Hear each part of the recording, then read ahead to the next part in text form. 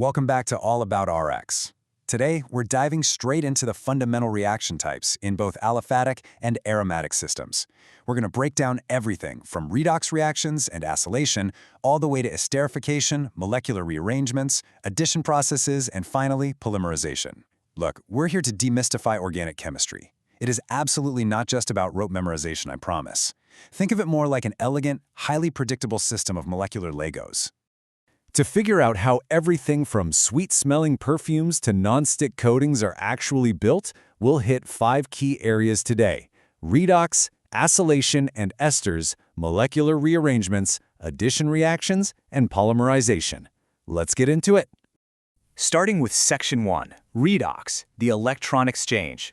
Our journey begins at the absolute most fundamental atomic level with oxidation and reduction. These are two processes that, as you probably know, always occur together as a paired electron exchange.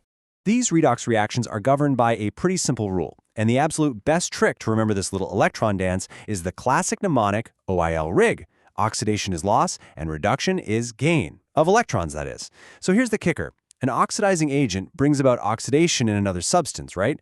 But where do those electrons actually go? Well, the oxidizing agent gets reduced itself, and conversely, reducing agents are oxidized. It's just a perfect, continuous balancing act. Looking closely at this atomic level view of magnesium and oxygen reacting to form magnesium oxide, you can literally trace the arrows. We can see 2 electrons flowing directly from the magnesium atoms, which, remember, is our oxidation half reaction, right over to the oxygen atoms, which is our reduction half reaction. And you know, you don't even necessarily need oxygen for oxidation to occur. The whole thing is strictly about that loss of electrons. Moving right along to Section 2, acylation and sweet esters. So now that we've mastered basic electron swapping, let's step up in size a bit and look at how we introduce whole acyl groups into a compound. A classic example is Friedel-Crafts acylation, where an acyl group, like the ethanol group, gets introduced right into an aromatic benzene ring. The real magic here happens thanks to an aluminum chloride catalyst. It acts kind of like a molecular matchmaker, activating our acetyl chloride to form a super-reactive acylium ion. This eager electrophile then attacks the ring, creating a temporary uranium ion intermediate before a proton is finally lost. That gives us acetophenone and perfectly regenerates our trusty catalyst for the next round. But acylation is just one part of the puzzle. We also have various esterification routes utilizing acid anhydrides, acyl chlorides, and of course Fischer esterification with carboxylic acids and alcohols. Whether you're using a fast route at room temp or a heated acid-catalyzed condensation, the resulting esters are literally everywhere. They flavor our foods, give perfumes their sweet fragrance, detonate as explosive nitroglycerin, and get this, phosphoesters even form the very backbone of our DNA. Pretty wild, right? Okay, Section 3, molecular rearrangements and shifts. Let's look at intramolecular and intermolecular rearrangement reactions. Because sometimes, molecules don't just add or swap exterior parts, they completely shapeshift from within. There are 3 famous structural shifts we really need to highlight here, and the trick is just to memorize the functional group changes. First, we have the Curtius rearrangement, which converts acyl azides into isocyanates. Then there's the acid-catalyzed Beckmann rearrangement, taking an oxime and reshuffling it directly into an amide. And finally, we have the incredibly useful Hofmann rearrangement. Let's zoom in on that last one. If we want to actively shorten a carbon chain by exactly 1 atom, the Hofmann degradation is absolutely our go-to method. By using bromine and a base like sodium hydroxide, it beautifully converts a primary amide into a primary amine. It does this via an isocyanate intermediate, cleanly kicking out that carbonyl carbon as carbon dioxide. It is just such an elegant way to literally prune a molecule. But that brings us to a really fascinating structural problem. We've seen how to swap pieces and rearrange them, sure, but how do you force a stable, double-bonded molecule to crack wide open and accept entirely new building blocks? That leads us nicely into Section 4, addition, breaking pi bonds. This is exactly where addition reactions come into play.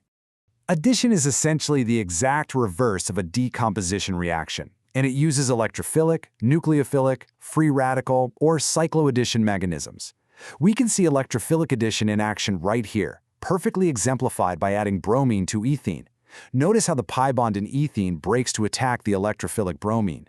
But it doesn't just form some simple, open carbocation, no. It forms a highly unstable, bridged cyclic bromonium ion intermediate. It's this tense little triangle of atoms just waiting for a nucleophilic backside attack from the remaining bromide ion to finish the job, which gives us 1,2 dibromoethane. And finally, we hit section 5, polymerization, building macromolecules. This is really the climax of our molecular blueprint. This is where we string these reactions together thousands of times over to build the giant macromolecules that shape our modern world. Building an addition chain growth polymer, think nonstick Teflon or polystyrene, relies on a very strict 3-step free radical mechanism. First up, chain initiation, which is usually kickstarted by a peroxide that splits into radicals.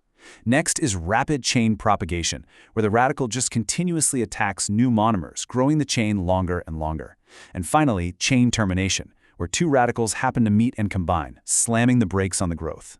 Now we really have to contrast these addition chain growth polymers with condensation step growth polymers.